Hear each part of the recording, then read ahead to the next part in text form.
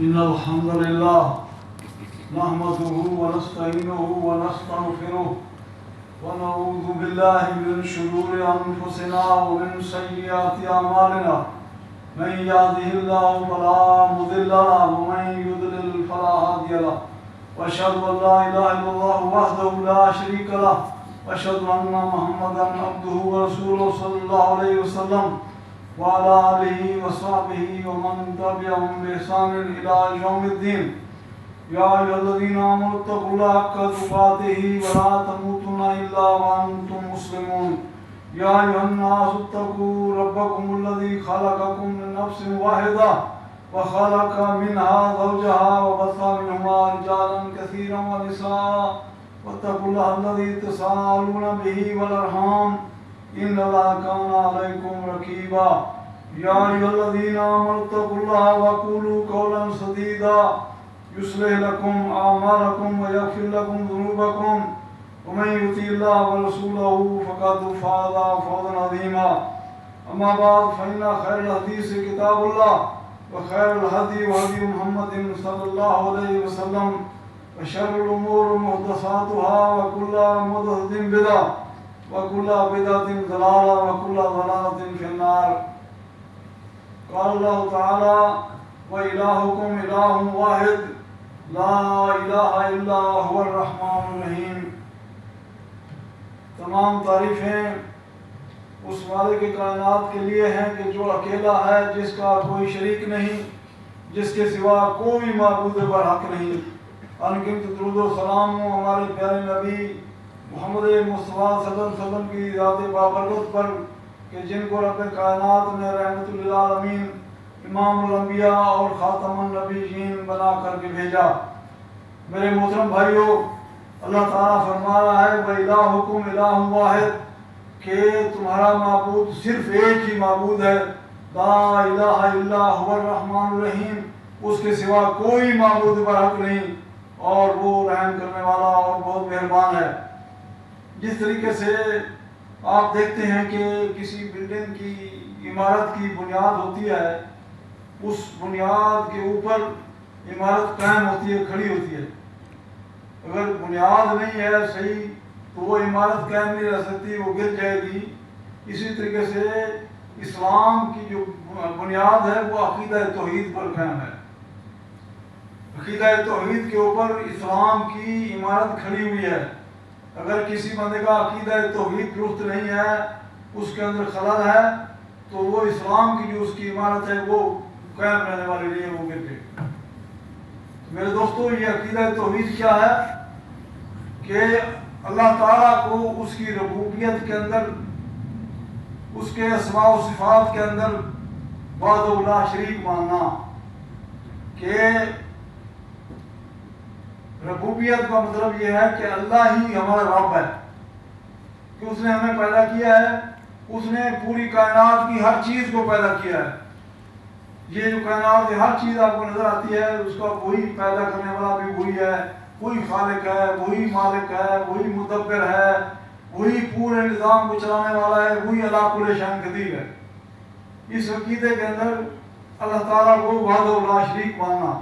دوسری جو ہے وہ اسماء و صفات ہیں کہ اللہ تعالیٰ کے جو اسماء و صفات قرآن اور حدیث کے اندر آئے ہیں ان کو من و عین ماننا، ان کے اندر کسی قسم کی تعویل نہ کرنا. جو اللہ تعالیٰ کی صفات بیان ہوئی ہیں ان کو تسلیم کرنا. جیسے قرآن عظیم کے اندر آیا کہ ید اللہ کا نام آیا کہ اللہ کا ہاتھ ہے جماعت کے اوپر، تو اللہ تعالیٰ کے ہاتھ کو تسلیم کرنا، یہ نہیں اس کی تعویل کرنا کہ قبضہ قدرت یہ وہ نہیں.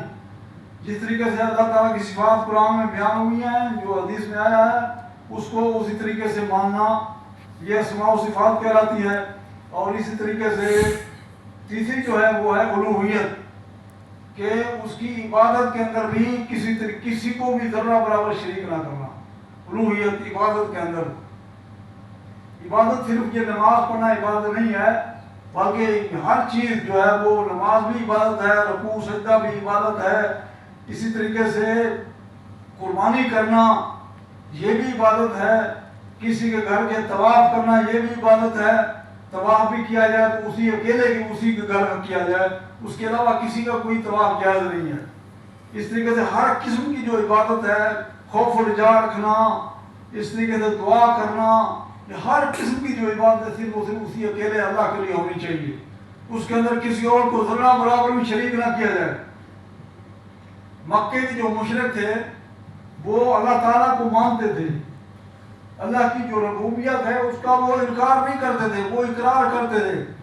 اللہ نے قرآن عظیم کے اندر بہت ساری جگہوں پہ فرمایا ہے وَلَئِن سَأَلْتَهُم مَّنْ خَلَقَ السَّمَاوَاتِ وَالْأَرْضَ وَسَخَّرَ الشَّمْسَ وَالْقَمَرَ لَيَقُولُنَّ اللَّهُ کہ اے نبی صلی اللہ علیہ وآلہ وسلم آپ ان سے سوال کریں، وَلَئِن سَأَلْتَهُم، آپ ان سے جب پوچھیں گے کہ یہ زمین و آسمان کو کس نے پیدا کیا ہے اور یہ چاند اور سورج کو کس نے کام پر لگا دیا ہے، لَيَقُولُنَّ اللَّهُ، تو وہ ضرور کہیں گے کہ اللہ نے۔ یہ ایک جگہ پہ میں نے آپ کے آیت بیان کیے، بہت ساری جگہوں میں اس طرح کی آیت آئی ہے کہ آپ ان سے سوال کریں کہ یہ بارشیں کون برساتا ہے، تمہیں کس نے پیدا کیا ہے، یہ کھیتیاں کون اگاتا ہے، تو یہ ضرور کہیں گے کہ اللہ نے۔ اللہ کو مانتے تھے لیکن اس کے باوجود بھی وہ کافر اور مشرک کہلائے۔ تو اس لیے میرے دوستوں، میرے بھائیوں، کہ صرف اللہ تعالیٰ کو رب ماننا کافی نہیں ہے۔ یہ نہیں ہم یہ تو مانتے ہیں وہی خالق ہے، وہی مدبر ہے، وہی اللہ کل شیء قدیر ہے، وہی بارشیں برسانے والا ہے، یہ سارا یہ عقیدہ وہ بھی رکھتے تھے کافر و مشرک بھی۔ یہ کافی نہیں ہے، لیکن جو اسماء و صفات ہے اس کے اندر بھی اللہ تعالیٰ کی جو صفات ہیں اس کے اندر کسی اور کو شریک نہ کرنا۔ اس طریقے سے اللہ کی عبادت کے اندر بھی کسی اور کو شریک نہ کرنا، یہ توحید کراتی ہے۔ اس طریقے سے آپ دیکھتے ہیں کہ جب تک انکار نہیں کریں گے تو جو طاغوت ہیں ان کا انکار نہیں کریں گے اس وقت تک ہماری توحید ٹھیک نہیں ہے۔ اللہ تعالیٰ قرآن عظیم کے اندر فرماتا ہے وَلَقَدْ بَعَثْنَا فِي كُلِّ أُمَّةٍ رَسُولًا أَنِ اعْبُدُوا اللَّهَ وَاجْتَنِبُوا الطَّاغُوتَ، کہ جتنی بھی امتیں گزری ان کے سب کی طرف ہم نے نبی بھیجے اور ان سب نے یہی کہا کہ لوگوں اکیلے اللہ کی بندگی کرو اور طاغوت کی بندگی سے بچو۔ اسی طریقے سے جتنے بھی انبیاء کرام آئے ان کی یہی دعوت تھی کہ لوگوں لا الہ الا اللہ کہہ دو، ایھا الناس قولوا لا الہ الا اللہ تفلحوا۔ ہمارے پیارے رسول صلی اللہ علیہ وسلم کیا فرمایا؟ تو آپ صلی اللہ علیہ وسلم نے کی یہی دعوت تھی کہ لوگوں لا الہ الا اللہ کہہ دو فلاح پا جاؤ گے۔ لا الہ کا مطلب ہی یہی ہے کہ اللہ کی عبادت بھی اسی خالص اسی کے لیے کی جائے، یہ نہیں کہ خالی رب مان لیا جائے۔ اگر خالی ربوبیت کے اوپر کام چلتا تو اس وقت کے جو کافر مشرک تھے وہ کافر مشرک نہ کہلاتے، کیونکہ اللہ کو وہ رب مانتے تھے۔ اس طریقے سے اللہ تعالیٰ کے اوپر جو اللہ تعالیٰ کا جو حق ہے بندوں کے اوپر وہ کیا ہے؟ حق اللہ علی العباد ان یعبدوہ ولا یشرکوا بہ شیئا، رواه البخاری مسلم۔ بخاری مسلم کی روایت یہ ہے کہ اللہ تعالیٰ کا بندوں کے اوپر کیا حق ہے؟ اللہ تعالیٰ کا حق یہ ہے بندوں کے اوپر کہ بندے جو ہے صرف اور صرف اللہ کی بات کریں اور اس کے ساتھ کسی کو ذرا برابر بھی شریک نہ کریں۔ اس طریقے سے بنی اسرائیل، سورہ بنی اسرائیل کے اندر اللہ تعالیٰ فرماتا ہے وَقَضَىٰ رَبُّكَ أَلَّا تَعْبُدُوا إِلَّا إِيَّاهُ، تمہارے رب نے حکم دیا کہ صرف اور صرف اسی کی بات کرو اور اس کے علاوہ کسی کی بندگی نہ کرو۔ اور اسی طریقے سے قرآن عظیم کے اندر دوسری جگہ وَمَا خَلَقْتُ الْجِنَّ وَالْإِنسَ إِلَّا لِيَعْبُدُونِ، کہ ہم نے جنوں اور انسانوں کو اس لیے پیدا کیا کہ صرف اور صرف اپنی بات کے لیے پیدا کیا۔ وَمَا خَلَقْتُ الْجِنَّ وَالْإِنسَ إِلَّا لِيَعْبُدُونِ، کہ صرف اور صرف وہ اللہ کی بندگی کریں۔ اور اس طریقے سے ہم ہر رکعت کی نماز کے اندر، نماز کی جو ہر رکعت ہے اس کے اندر کیا کہتے ہیں؟ ایاک نعبد و ایاک نستعین، کہ اے اللہ ہم صرف تیری ہی بندگی کرتے ہیں اور صرف تجھ ہی سے مدد مانگتے ہیں۔ اور یہی سبق ہمارے پیارے رسول صلی اللہ علیہ وسلم نے دیا۔ اسی سبق کو آپ صلی اللہ علیہ وسلم نے جب آپ صلی اللہ علیہ وسلم مکے کے اندر جب نبوت کا اعلان کیا آپ صلی اللہ علیہ وسلم نے، تو آپ صلی اللہ علیہ وسلم نے یہی فرمایا کہ لوگوں اکیلے اللہ کی بندگی کرو۔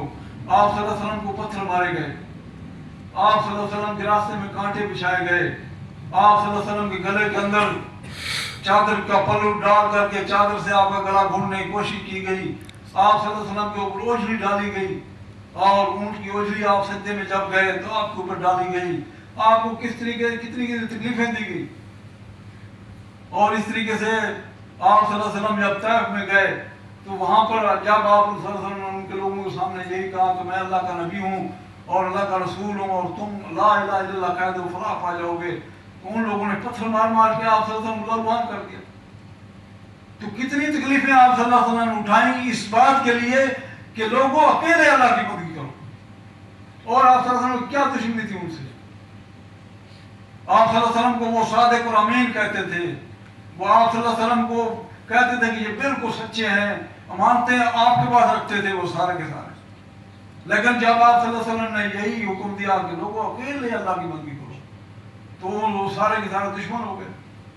انہوں نے اتنی تکلیفیں آپ صلی اللہ علیہ وسلم کو پہنچائیں، لیکن آپ صلی اللہ علیہ وسلم نے توحید کی دعوت کو جاری رکھا، ہر حتیٰ کہ پوری دنیا کے اندر جو ہے اسلام کا جو ہے وہ نور پھیلا.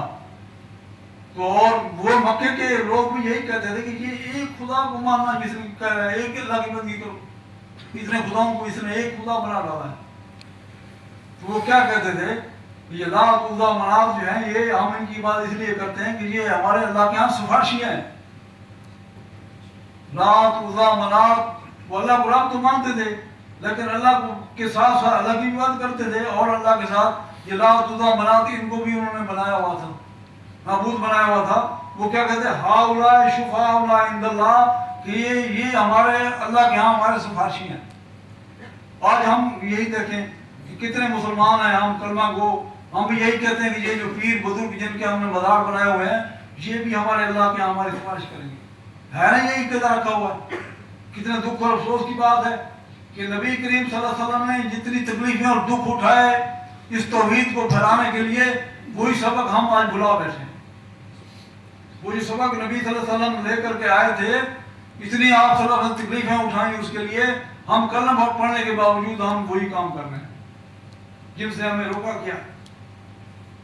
وہ یہی کہتے تھے کہ ہاؤلائے شفاؤنا عند اللہ، اور دوسری جگہ ما نعبدہم الا لیقربونا الی اللہ زلفی، وہ یہ کہتے تھے کہ ہم ان کے پاس اس لیے نہیں کرتے ان کو رب مانتے ہوئے، بلکہ ہم اس لیے بات کرتے ہیں کہ یہ ہمیں اللہ کے قریب کر دیتے ہیں. اللہ ان کی سنتا ہے اور ہماری سنتا نہیں ہے، ہم گناہ گار ہیں. ان کا بھی یہی عقیدہ تھا، اللہ کا قرآن یہ کہہ رہا ہے. تو ہم آج اپنے گریبان میں ہم جھان کر کے دیکھیں کہ کہیں ہمارا عقیدہ بھی وہی تو نہیں ہے. ہم اللہ کو چھوڑ کر کے وہ لات و عزا انہوں نے نام رکھے ہوئے تھے، لات عزا منات حبل، یہ سارے انہوں نے نام رکھے ہوئے تھے. لیکن جہاں ہم کیا ہے، کسی کو ہم نے داتا بنایا ہوا ہے، کسی کو غوث کا نام دیا ہوا ہے اور کسی کو غریب نواز بنایا ہوا ہے. وہی نام تبدیل کیے ہوئے ہیں، باقی ہر چیز وہی ہے، عقیدہ وہی رکھتے ہیں. اور جب کہ اللہ کے نبی صلی اللہ علیہ وسلم نے فرمایا، کیا فرمایا؟ آپ صلی اللہ علیہ وسلم کا فرمان ہے کہ قبر کو اونچا مت کرو، اس کے اوپر مجاور بن کے نہ بیٹھو اور اس کے اوپر یہ کوبے وغیرہ نہ بناؤ. اللہ صلی اللہ علیہ وسلم نبی صلی اللہ علیہ وسلم نے منع کیا اس چیز سے، اور ہم اس کو بنا کر کے سوار کر کے وہاں پر جا کر کے ہم کیا کچھ کرتے ہیں، منتے مانتے ہیں، اس کی وہاں پر جا کر نظر و نیازیں چڑھاتے ہیں. نظر و نیاز چڑھانا، نظر و نیاز کس کے لیے ہونی چاہیے؟ اسی کے لیے اللہ کے لیے ہونی چاہیے تھی. اگر وہ مشرک و کافر اس زمانے کے اگر رب ماننے کے باوجود یہ کام کریں تو اللہ کے نبی صلی اللہ علیہ وسلم کے ساتھ خلاف جنگیں کی. آپ صلی اللہ علیہ وسلم نے ان کے جو ان کا مال تھا ان کو غنیمت بنایا. تو آج ہم کیا ہے کہ ہم کلمہ پڑھنے کے باوجود بھی ہم وہی کام کر رہے ہیں. اللہ تعالیٰ ہمیں اللہ کے نبی صلی اللہ علیہ وآلہ وسلم کی جو سچی دعوت ہے اس کے اوپر اللہ تعالیٰ ہمیں قائم و دائم کر دے، کیونکہ اسی کے اندر توحید کا اگر خلل ہے، دوستوں کسی اور کو پکارتے ہیں اللہ کو چھوڑ کر کے، تو اس کا ٹھکانہ پھر جو ہے نا وہ جہنم ہے.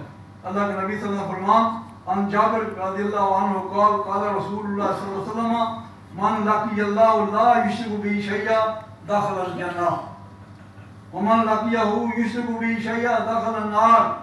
رواہ مسلم. کہ جس نے اللہ کے ساتھ شرک کیا، اس حالت میں مرا انسان کہ وہ اللہ کے ساتھ شرک کرتا تھا، جہنم میں گیا. اور ایک آدمی اس طریقے سے فوت ہوا کہ وہ اللہ کے ساتھ کسی کو شریک نہیں کرتا تھا، داخل الجنہ. اللہ کے نبی صلی اللہ علیہ وسلم فرما رہے ہیں. اور اسی طریقے سے قرآن عظیم کے اندر ہے ان الذین قالوا ربنا اللہ ثم استقاموا تتنزل عليهم الملائكة ألا تخافوا ولا تحزنوا وابشروا بالجنة التي كنتم توعدون. جنہوں نے کہا ہمارا رب اللہ ہے اور پھر اس کے اوپر جم گئے. ان الذین قالوا ربنا اللہ ثم استقاموا، پھر کسی اور کو انہوں نے رب نہیں بنایا، غریب نواز، مشکل کشا، عاجز روا نہیں بنایا. ثم استقاموا تتنزل عليهم الملائكة ألا تخافوا ولا تحزنوا وابشروا بالجنة التي كنتم توعدون. کہ جب وہ فوت ہونے لگتا ہے اس کے اوپر فرشتے نازل ہوتے ہیں، وہ کہتے ہیں کہ تم غم نہیں کرو، تم پریشان نہ ہو، بلکہ تمہارے لیے اللہ نے جو جنت کی بشارتیں دی ہیں وہ تمہارے لیے اس کی مبارک ہو. تمہیں دنیا میں بھی ہم تمہارے دوست ہیں، آخرت میں بھی تمہارے دوست ہیں. تو میرے دوستو، یہ ہے اللہ کا قرآن. اللہ یہ کہہ رہا ہے کہ جنہوں نے کہا میرا رب اللہ ہے، پھر اس کے اوپر جم گئے. تو اللہ تعالیٰ ہمیں اسی کے اوپر بھی ہمیں موت دے کہ ہم اکیلے اس کے اللہ کو پکارنے والے ہوں. ہمارے توحید کے اوپر اللہ تعالیٰ ہمیں قائم دائم کر دے. اللہ تعالیٰ ہمیں ہر قسم کے شرک و بدعت سے بچائے. اقول قولی ھذا استغفر اللہ لی ولکم ولسائر المسلمین فاستغفروہ انہ ھو الغفور الرحیم.